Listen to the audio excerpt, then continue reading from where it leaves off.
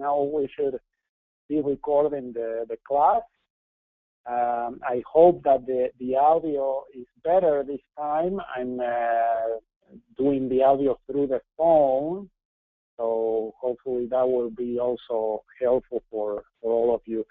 Let me know if we still see the problem that we have been having or not. Okay. Oh, and so Natasha, you said that it's a place there in Indiana. I thought that it was online. Okay.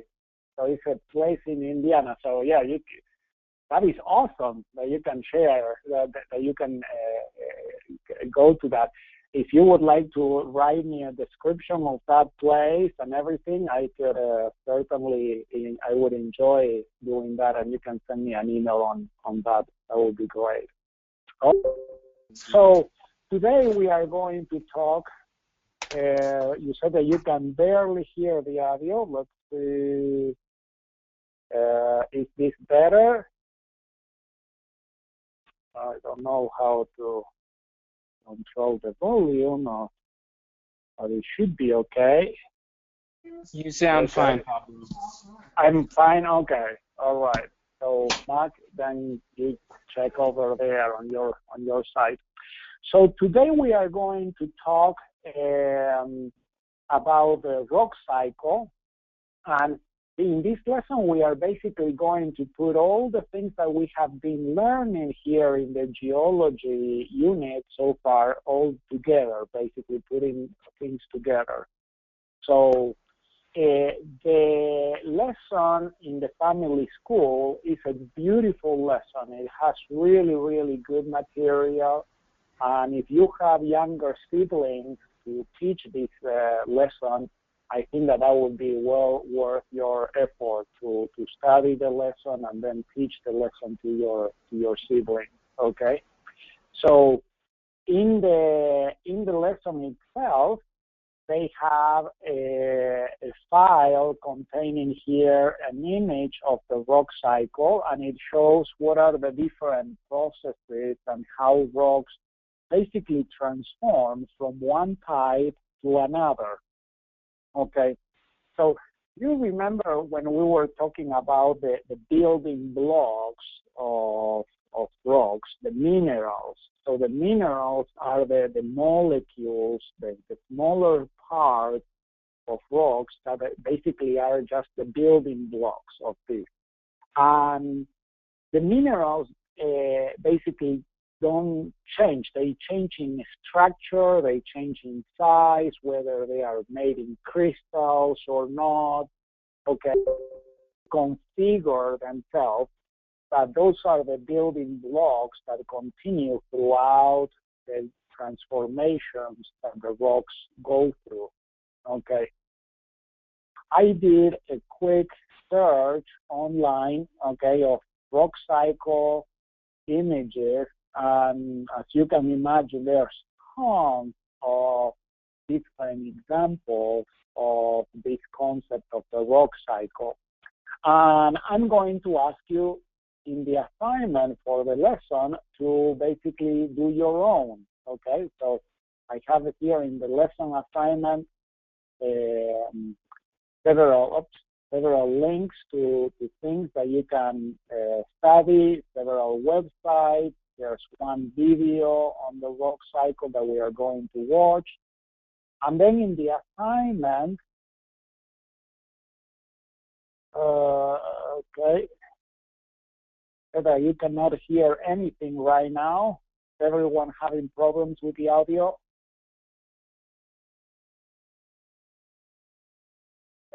Is the audio okay, or am I losing? Muffled? No, I can hear. I can hear. Okay. Am I cutting out? It's good. Okay. Well, so all right. Let's try. So it's different because I'm talking through a microphone instead of directly to the computer. So we'll see how it goes.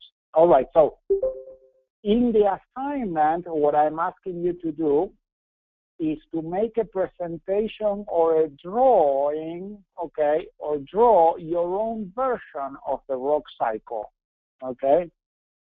So what I would like you to do is, as you study this lesson, the websites and the materials, look at some of the different versions there of the rock cycle online, okay?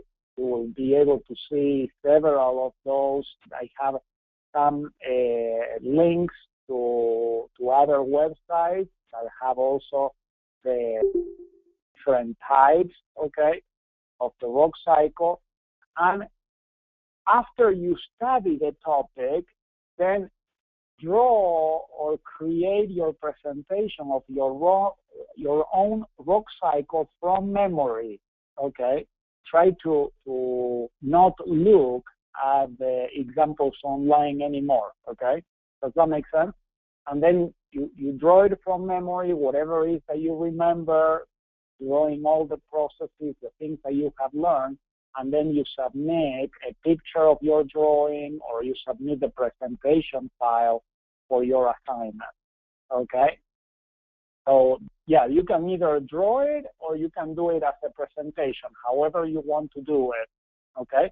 If you draw it, try to make it really so it's understandable, and then you can take a picture of it and upload a picture, or you scan the drawing and you send the scan file of your drawing, okay? But you understand what I'm asking you to do. So you study the material first, and then you do the drawing or the presentation from memory, okay? We have a deal? Okay, good deal. All right, we are okay, good to go. So, as you can see, there are several versions. They are all pretty much, okay, they involve the same type of concepts of the rock cycle. And we are going to look at some of these here online. So, for example, in this website, Annenberg Learner, so this is a website for teachers, and here it includes a very nice interactive diagram of the rock cycle, okay? So we have, for example, sedimentary rocks.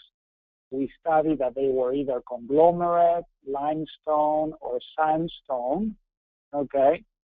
And they are the different types. So what were the processes that create sedimentary rocks? How do sedimentary rocks become sedimentary rocks? What can you see here from the diagram? It's weathering. Layers. It's water. Okay. There's water involved. So the weathering is the process by which all types of rocks, you see that here you have that weathering happens, weathering and erosion happens to igneous rocks, to metamorphic rocks, and to sedimentary rocks. They all suffer weathering and erosion. And that creates sediment. What's the difference between sediment and sedimentary rocks?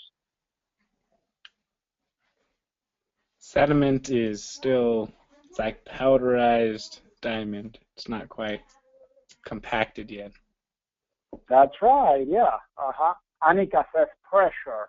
Okay, so sediment is the loose rock. Okay, so when you are just talking about sediment, all right, is sand, okay, are the all the different rocks that are broken down but are not yet compacted, all right?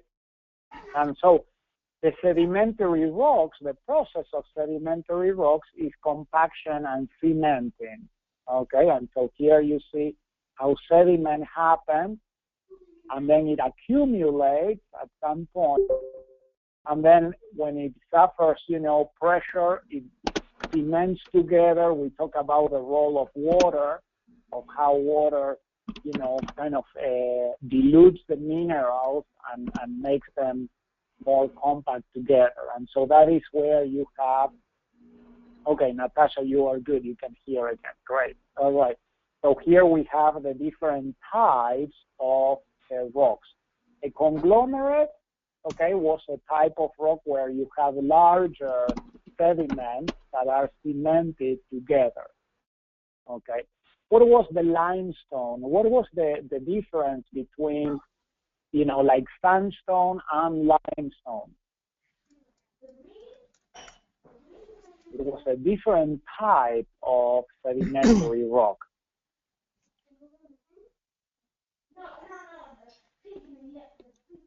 It seems like sandstone was more of rocks glued together, and limestone was more of minerals brought together. And it's limestone's stronger than sandstone, but I don't know how else to say it.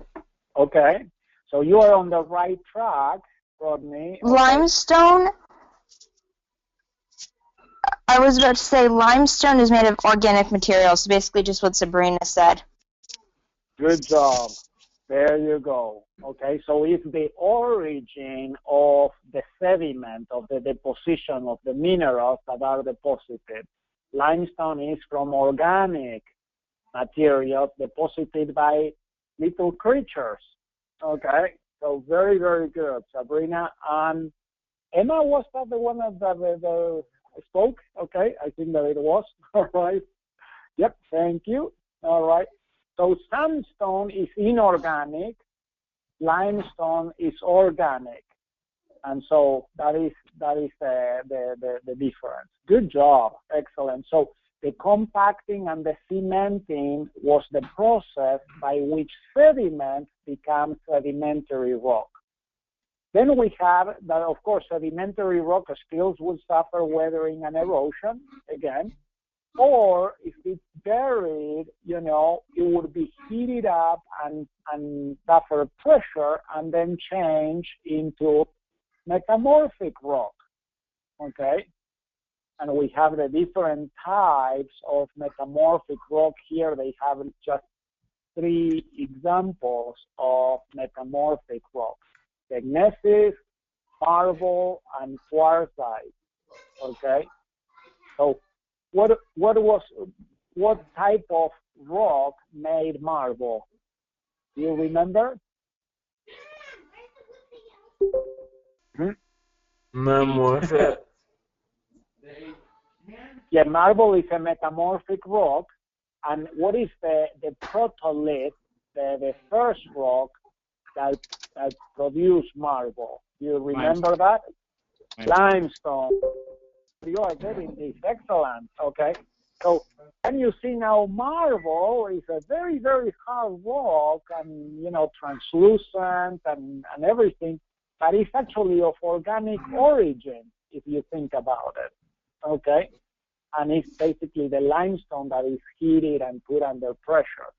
We talked last time when we were talking about metamorphic rocks that there were 2 processes by which the metamorphic rocks were made.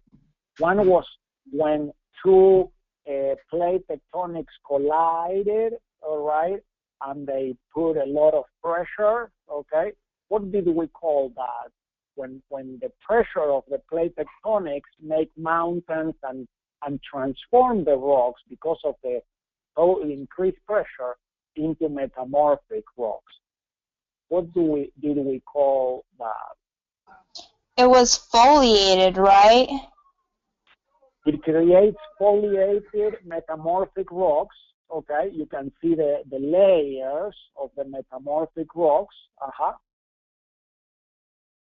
And there was another type of process also that because it happened at a specific location. Okay. Can you see my screen? You are supposed to see my screen. You are, okay, all right, okay, yeah. So what if, because the metamorphism happened at a specific region where the plate tectonics collide, what type of metamorphism?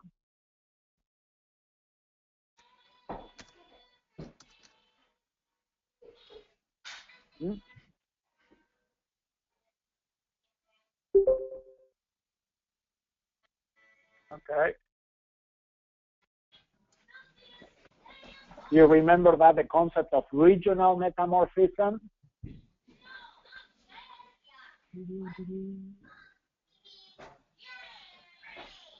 Okay, now you can see Haley. Good job.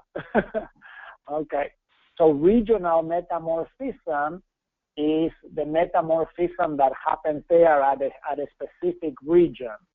Okay, there was another type of metamorphism that happened when the rock was heated up because there was magma, or the magma coming through, and it was close by.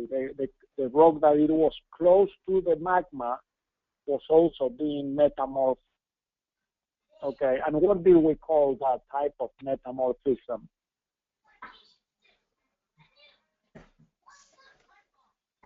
The one with heat? Yes, it was produced mainly by heat, and it had a special name. Okay, because was it contact? Yes, yes, contact metamorphism. So we have two types of metamorphic processes. The one that is produced mostly by heat and some pressure is the contact metamorphism. The one that is produced mostly by pressure is the regional metamorphism. Okay, so we have that. And this process of heating and pressure can happen to both sedimentary rocks or igneous rocks. Okay, so it's the same process that would happen both ways. Okay. Then we also saw that these rocks, as they get buried under the crust, they start going down in subduction zones and they melt into magma. Okay, so the process there as the metamorphic rocks is buried, it turns back, it heats up and turns back into magma. Okay, so that is the process here. Let's see the animation here of what they have. Okay, sedimentary rocks under pressure it turns into metamorphic rock. That is kind of how it is. We have also igneous rock. As it gets buried, it also gets turned into metamorphic rock. Okay, the animations are okay. No, nothing to okay, so we have that now. The metamorphic rock turns back into magma. All right, hot liquid rock found deep inside the earth. And then as the magma moves, it's going to produce igneous rocks. And there were two types of igneous rocks. What were the two types of igneous rocks? And here we have three examples of igneous rocks: basalt, granite, and obsidian.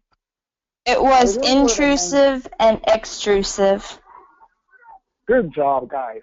Good deal. Christopher and Emma, great, on the ball. Extrusive and intrusive. And which one was the one where the magma cools fast? Extrusive. Extrusive, excellent. And where does that happen? Where does that process happen? On the Earth's crust, isn't that right? It forms out in the open rather than inside. On the open, that's right. And so it happens basically with volcanic activity. It could be on pyroclastic flows, but whenever you have volcanism, whether it's in the ocean, in the divergent tectonic plates, in the divergent boundaries, okay, it cools fast. That produces the basalt, that is most of the oceanic crust. It's an extrusive igneous rock. Or if it's in a volcano on the continent, you also have the lava now cooling fast and producing, your igneous rocks. Okay. What happens when the magma cools down slowly? Which one is that process? What do we call that process? Extrusive. That's right. That one is the intrusive. Okay. And what is the characteristic of those, the intrusive igneous rocks? It normally forms crystals. Excellent. That's right. Because it cools down slowly, it has time to form crystals. And so the minerals are structured together into a crystalline form, a crystalline shape. And that is the example there that it has of granite. Okay? So granite is an intrusive igneous rock. All right? And so let's see how the cooling happens. So the fast cooling, you have the magma erupting and extrusive igneous rock being formed really fast. Okay? And see here what it happens when the magma cools down below the Earth's surface. You have an intrusive igneous rock that hardens and forms the crystal. Good deal. Okay.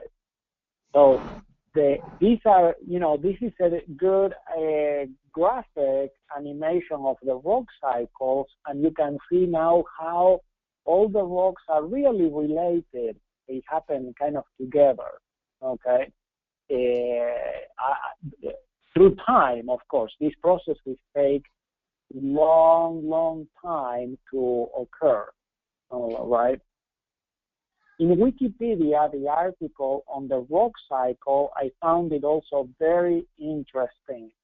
I actually read this article and I found it that, yes, I think that you would like to read it also. It has here a section, the section here on the rock cycle itself, that talks about the transition to each one of the different states. Okay, transition to igneous, secondary changes, transition to metamorphic, transition to sedimentary. And then there's another section that relates the concepts of the plate tectonics to the rock cycle. So how the plate tectonics theory, okay, works into the rock cycle and what are the processes here of plate tectonics and how they play into the rock cycle. So we have, the spreading ridges, subduction zones, and continental collision, okay? And so then it has the process of erosion and discusses that this is really an evolving process and what is the role of water, okay?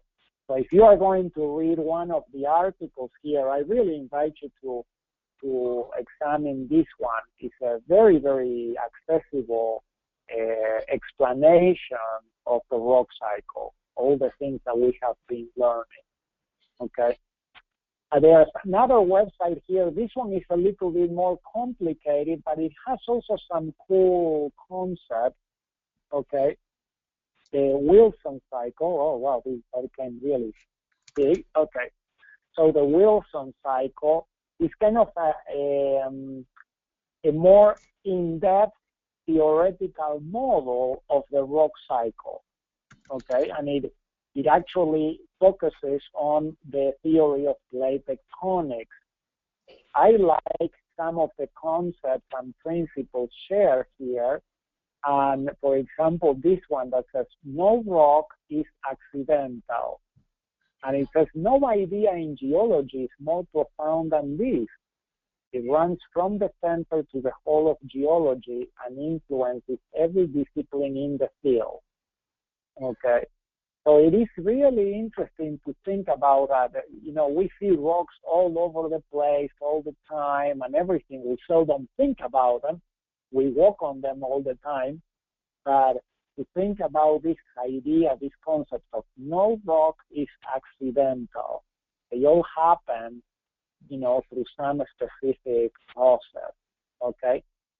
This Wilson cycle has different stages. It has the stage A, through I, okay?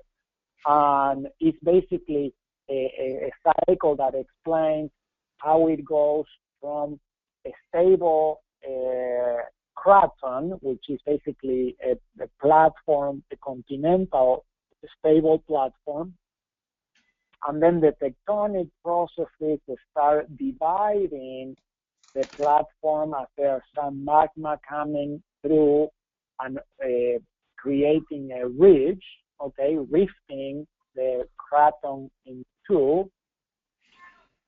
The next stage, you see how now this divergent area starts forming, as water gets through, it starts forming basalt and oceanic crust.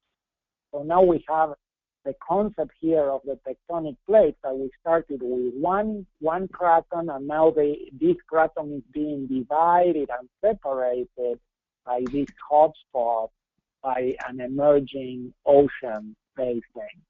Okay. The next part of the cycle starts the process of, as there's a full divergent margin, how the process of sedimentation starts bringing sediment back into the margin of that. All right. The creation of subduction zones and volcanic island arcs, mountain building, and then how the collision of this, the island arc and continent makes the process of mountain building even more. Okay. Rodney asks, so is the no rock is accidental part of the spiritual part of the lesson? Because it is a really good thing to relate to ourselves. We are going to relate this to ourselves. That is a good point, Rodney. Okay. Yeah, that is actually the case. Okay. So the stage G of this cycle is the Cordilleran mountain building. So this is the type of process that happens now here as the oceanic crust is being subducted. Okay, you have an orogenic building of mountains on the other side on the continental side.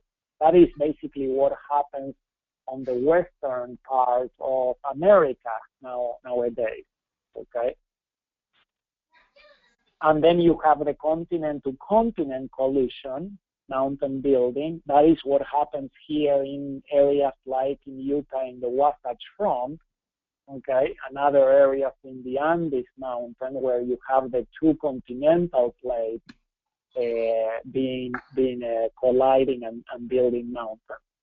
As the process of erosion and sedimentation go through, then they start eroding all those mountains, and you go back to the beginning of the process.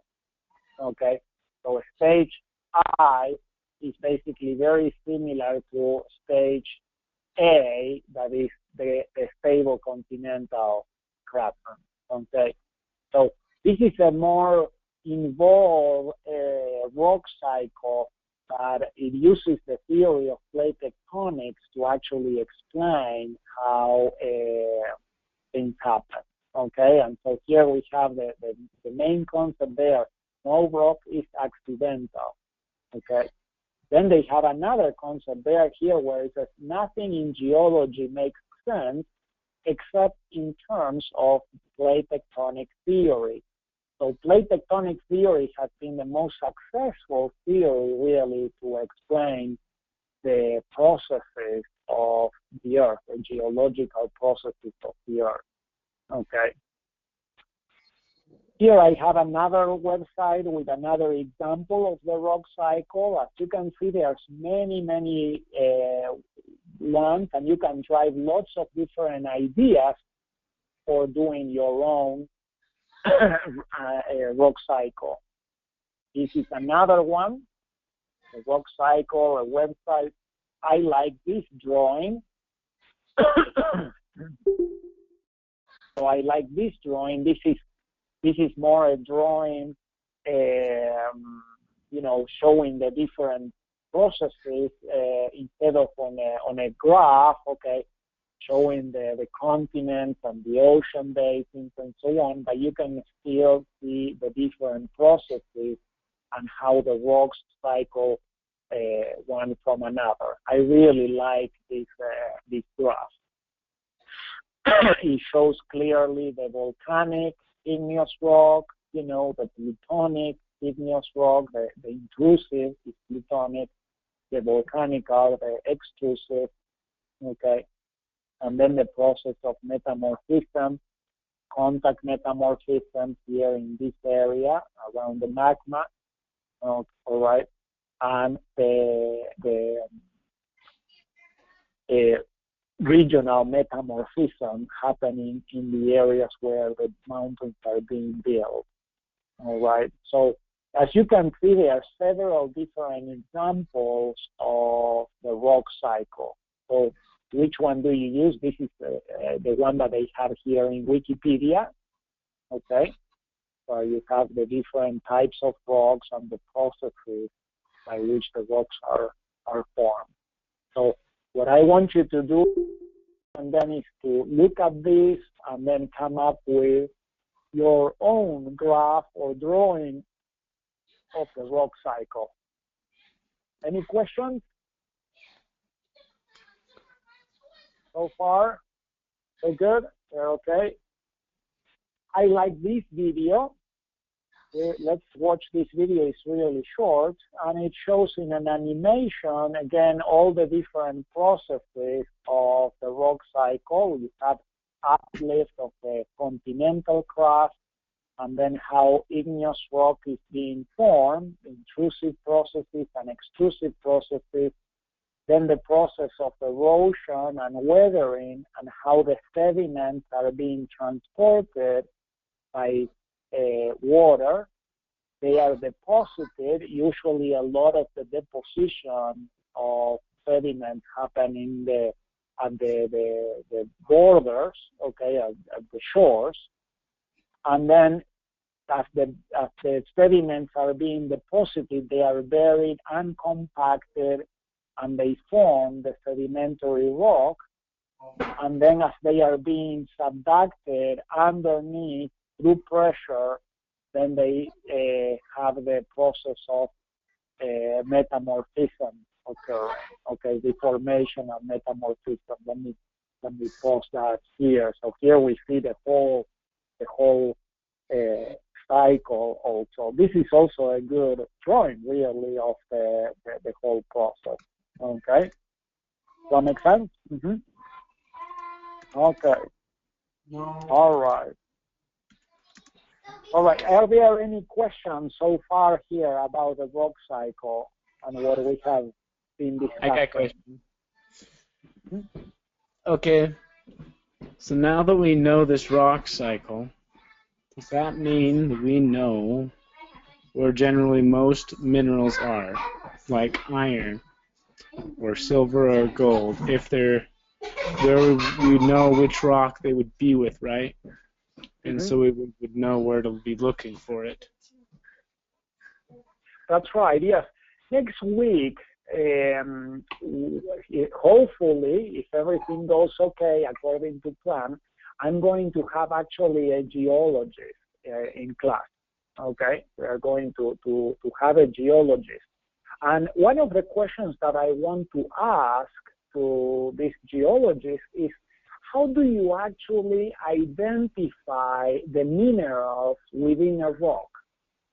Okay, so because, to be sincere, many times, you know, during these past weeks, as I've been studying and learning in preparation for these classes and everything, I've been looking at rocks a lot more, okay? You know, I walk around and I see rocks and I'm like, oh, okay, this is this type of rock and everything. But sometimes I have a hard time precisely identifying, okay, is this an igneous rock or is this a metamorphic rock?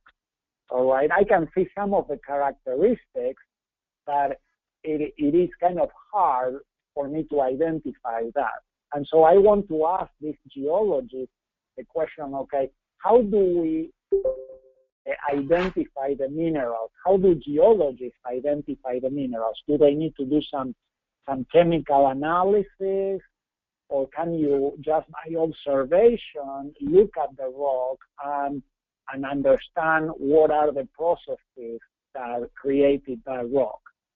Okay. Do you need to understand where the rock comes from in order to understand what type of rock it is? Okay, so those are some of the questions that I have for that. Does that make sense? Yeah. Mm-hmm. So now I know a lot more about these processes, about how things work, the classification of the rocks, the different types of minerals that compose the rocks, and so on. I still have a hard time personally making a precise identification of the different rocks just by observation. Okay, and so I would like to know more about that. How do you become better at observing the rock? Okay, all of science. Mm-hmm. I would guess the chess method. Chess method is you only get good at chess by playing chess. That's right, exactly, yes. And so I guess that the lesson really, and this applies to anything, frankly, but especially to any discipline of science, it all becomes as far it is, how can we become better observers? How can we see nature better and understand it better? Because really science is a process of observing and trying to understand what are the relationships between the things that happen, Okay, Matt just blew a gum bubble there on the webcam. What makes the gum elastic? Okay, so as you start thinking scientifically, you start wondering about more things and seeing more things, asking yourself more questions, really. Okay, so that is really what good science is. Okay, so I really become very curious about rocks, about all the rocks that I see and everything, and trying to learn more about how to classify them and understand them better. Okay, so that is really the thing that we want to achieve as we learn these things, is how can we observe them and appreciate them better. I would like to share a couple of things related to this rock cycle. One is, have you read the book The Sword in the Stone? Okay, you probably have seen the Walt Disney movie, The Sword in the Stone, with King Arthur, and having to take the sword out of the stone and everything. I mean, the movie follows the book kind of okay, it kind of follows that. It's a difficult book to find because the newer versions of the book don't have all the original chapters of the book. Okay, but I was able to read a couple of years ago the original version of The Sword in the Stone. And I don't know if you remember in the movie, there was one part where Merlin changes Arthur into a hawk, okay? And then he starts flying, and he asks him, what do you know now as a hawk that you didn't know as a person? Okay, and so Arthur, learns some lessons by becoming this different type of animal, And so in the movie, I don't know if you remember the movie, but Arthur says, when I was soaring in the sky, I couldn't see any boundaries. Okay, so it was a sparrow, Rodney. That's right. Yeah, it was a sparrow. Okay, the hawk was trying to catch him. Yeah. That's right. Yeah. All right.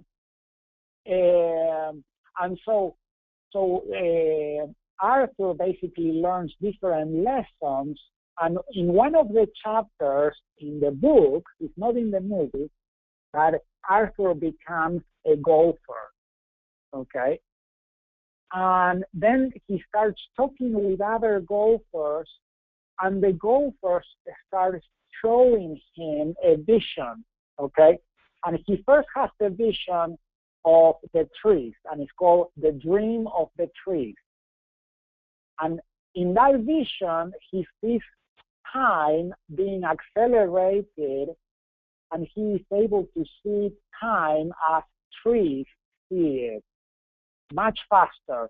And so the trees, instead of being, just very static and they don't move, he starts seeing the trees growing and sprouting and changing and moving, and with the wind, dropping leaves, growing again, growing more, breaking down and sprouting again, and so on.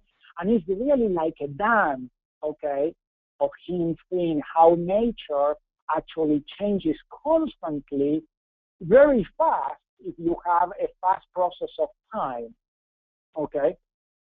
In the next part, the golfer shows him the dream of the rocks, okay? And in this dream, Arthur now sees the time being accelerated even more, so much faster. Now we are talking about an acceleration of time in geological time, and he starts seeing the rocks being formed and the volcanoes erupting and rocks being pressure and elevated and then eroded really fast. Everything's happening very fast, and he sees all these processes, really how the rocks feel it, okay? Not how we feel it, because for us time is, very, very slow. And so in the dream of the rocks, Arthur is able to see the rock cycle, if you wish, all these processes happening really fast, okay? Can you imagine that? That would be so cool to be able to see that, okay? I get excited about these things, okay? But, so, when you think about that rock cycle, think about that. Try to see it as if it were happening, as if you were able to visualize geological time fast, okay, and how the rocks would feel, what would happen with them, okay, and the things that you can learn by observing these processes, okay. When I think about it, it really makes a lot more sense when we think in our theology, in latter-day theology, we think of the earth as a living organism. We know that the earth has a spirit, okay, and it goes through processes, and it moves, it feels, it cries, okay, and so on. So that is really what we are studying. When we are studying geology, we are basically studying the processes of the skin of the earth, okay, how the skin behaves and changes, the things that we see. I find it fascinating. All right. So now we have seen here, together with the rock cycle, all these processes of how rocks change and mold and become eroded, broken down, compacted, lifted, uplifted, transformed. We talk about crystallization and recrystallization by pressure and heating and so on. How does this apply to us? Mm-hmm. How does this apply to us? Okay. Mac is asking, the world cries, and Rodney says, yes, read the Book of Mormon. Actually, if I remember, yes, in the Doctrine and Covenants and in the Pearl of Great Price, okay, so let's see if we can find that. In the Pearl of Great Price, there's one part where Eve has a similar vision, really, of what I was talking about, where he sees time, everything happening very, very fast, okay? And he sees the heavens crying, okay? And so he asks God, how can the earth cry, okay? I believe that is here in chapter 7 of the book of Moses, okay? So I don't remember exactly the quote, but you can find it.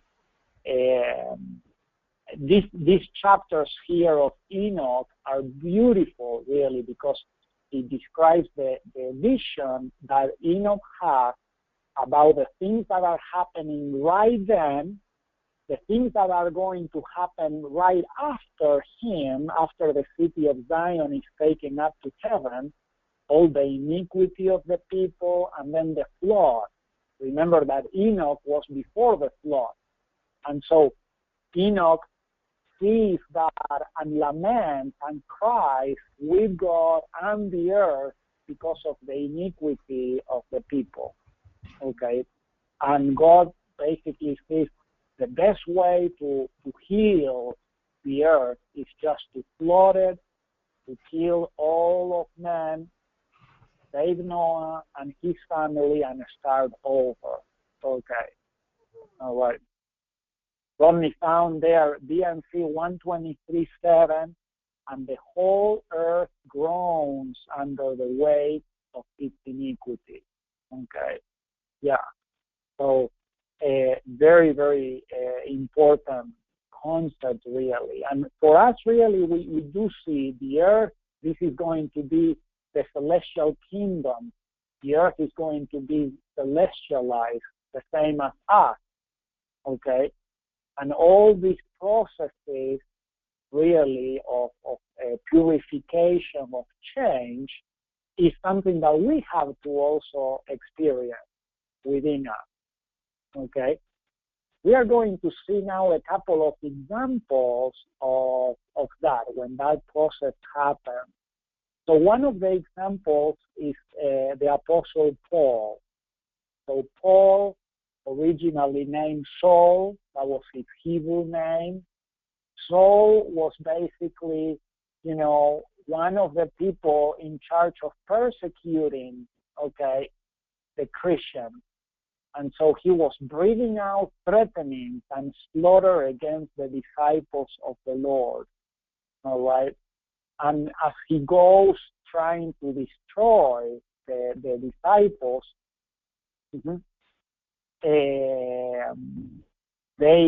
he goes to Damascus, and on the road to Damascus, suddenly there shine round about light from heaven. And he fell to the earth and heard a voice saying unto him, Saul, Saul, why persecutest thou me? And he said, Who art thou, Lord? And the Lord said, I am Jesus, whom thou persecutest.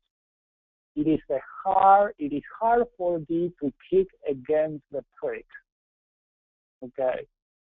And Saul, from this experience, he becomes blind, he humbles himself, and he goes to another man to start learning the gospel.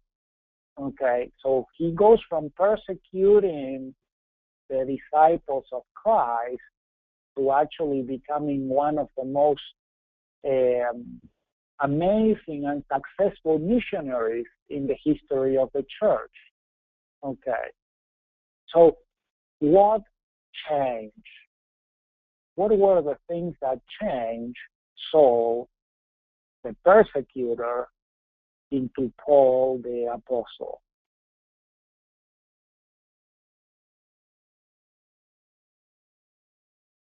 What were these changes? It was a change of heart. It was a real change of heart, okay? It was a real change of heart. He had to really repent and change.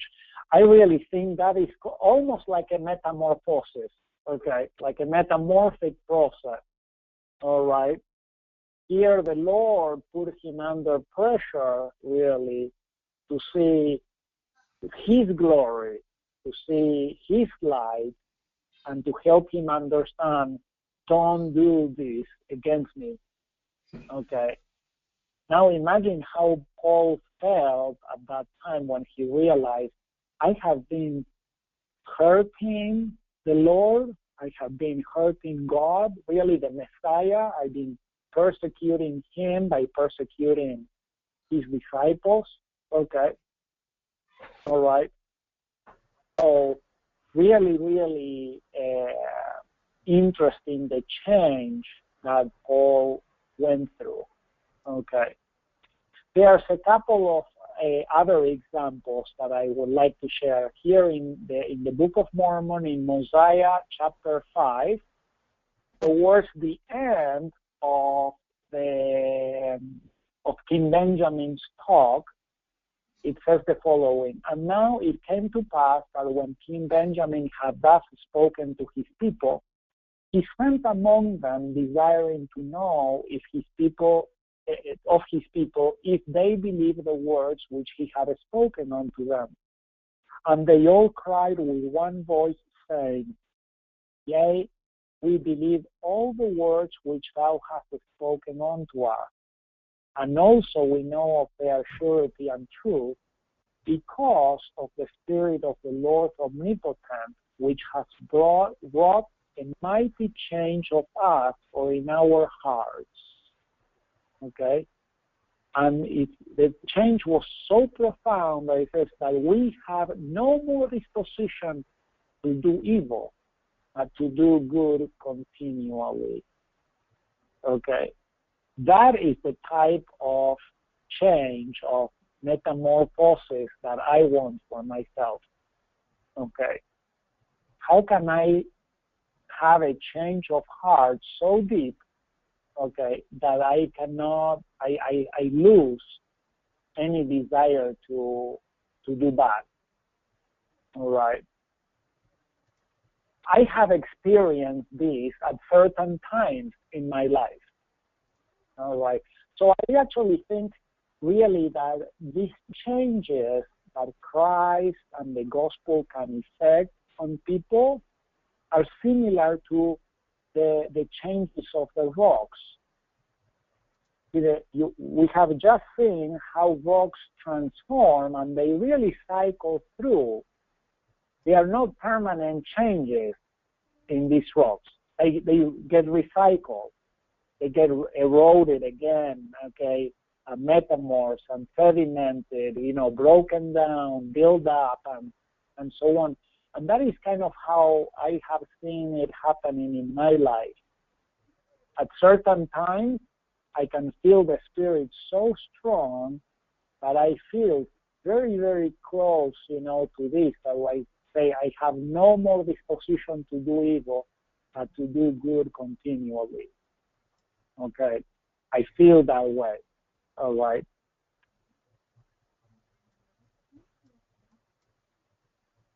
Those changes have not yet become permanent. Okay, and so I still have to go through the process, another round of the process of erosion and sedimentation and reformation. Thank you, Natasha. Okay.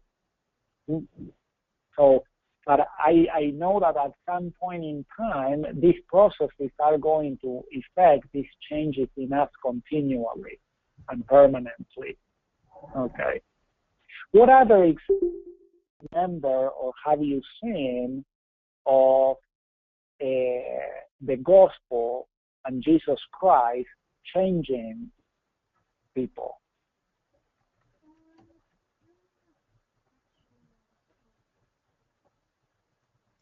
Yeah. Mm-hmm. Ammon is a great example of that, and his brothers. Okay, all the sons of Mosiah, and Alma also. Remember Alma the younger, excellent. Okay, I have it here in chapter 36 of Alma. Lamoni also changed. Okay. you know, both of Almas changed. Okay, Alma, the older, he changed when hearing Abinadi. What a huge change from being one of the priests of King Noah to becoming the founder of the church. The anti-Nephi-Lehites, okay, they changed. They also wanted not to have no part in that, okay, anymore. They buried the weapons of war. Zoram, Anika says Zoram. The Lamanites also changed. The early saints, okay. You see, there's lots and lots of examples of these changes. I have a question for you. How about Leman and Lemuel?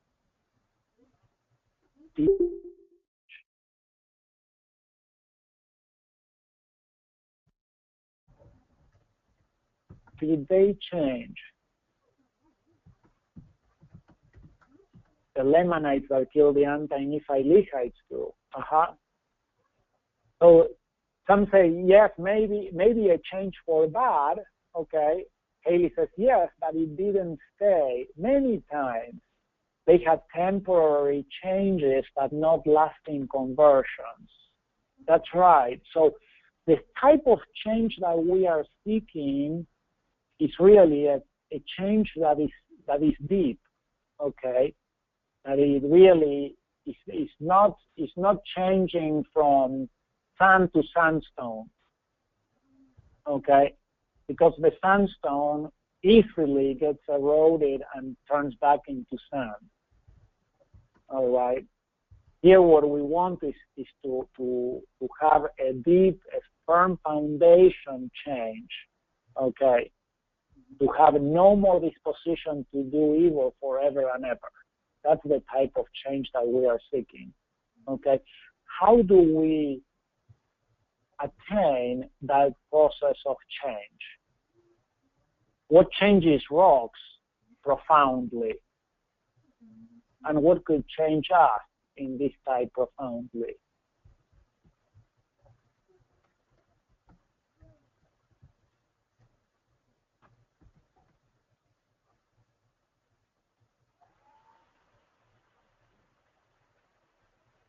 What things can we do to change?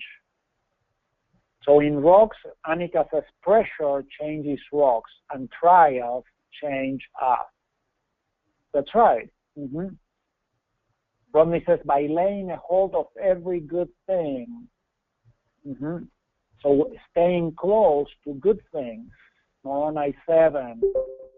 That by laying a hold of every good thing, we can see this mighty change in our hearts. Okay. So pressure, trials, that is one of the reasons why, you know, it's so awesome for us to have the opportunity to go and serve as missionaries, for example. Okay. When we serve, you know, serving as a missionary is not easy. But precisely because it's not easy, it changes us. It helps us to lose that desire to do evil and gain the desire to do good continually. The whole chapter of Moroni 7 talks about receiving all good things. Okay. So I would like really to share my testimony with you that these deep, profound changes that we are seeking, they are attainable through Jesus Christ. He is really the one that changes us. Okay. It is a process of an ever continual conversion. All right. The process of growing and changing and being really seeking to desire to do good. All right. So I thank you very, very much for sharing this, your comments and everything. Anika says, if it doesn't kill me, it makes me stronger. The harder it is, the stronger we can become. That is true. Okay.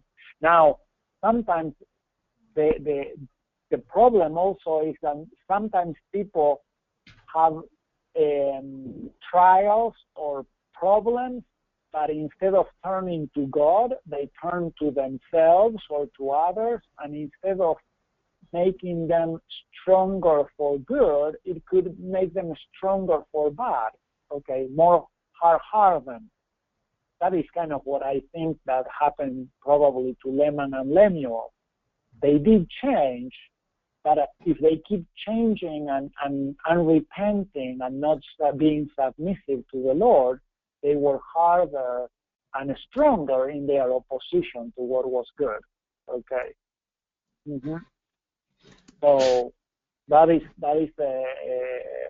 an interesting question. Mac asked the question, what if you lose your arm? Would that make you stronger? You know, I have seen people that are quadriplegic, that because of an accident, okay, I met a guy not too long ago that he had an accident, a whole bale of straw fell on him and broke his spine. He couldn't move from his neck down. And he said that even though he wouldn't want it, okay, his accident actually helped him to become a stronger person. And it changed him. It changed him profoundly. He was able to learn to rely on God and to be able to develop things and strengths that he didn't know that he had when he had a complete body. Okay? So yeah, maybe losing an arm can make you stronger. Okay. So, so you have met also that guy. Yeah, he's a very, very powerful speaker. Madeline says probably not physically stronger, but mentally and spiritually you could become stronger. It depends on how you react. That is excellent. Very, very good comment. Yeah. It certainly would make your other arm stronger, Max. Yeah, that's right. All right. Well, thank you very, very much for your attention and participation, your comments. Okay. Let's finish with a word of prayer. Okay. Emma, would you like to offer the prayer? They're still around. I don't know if you see Emma here. Okay.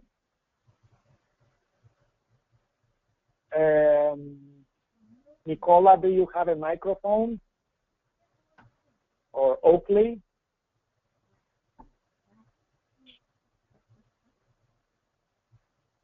Okay. Nicola, would you like to say the prayer for us?